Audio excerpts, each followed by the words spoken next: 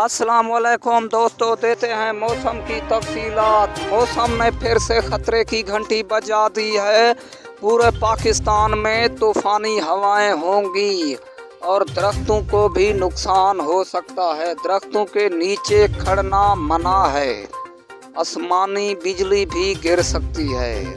दोस्तों, आपसे गुजारिश है, अगर आपने मेरे चैनल को सब्सक्राइब नहीं किया तो कर लो।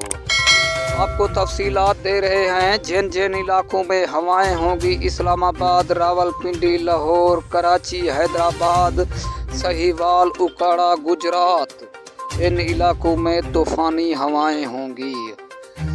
बारिश का कोई इम्कान नहीं है।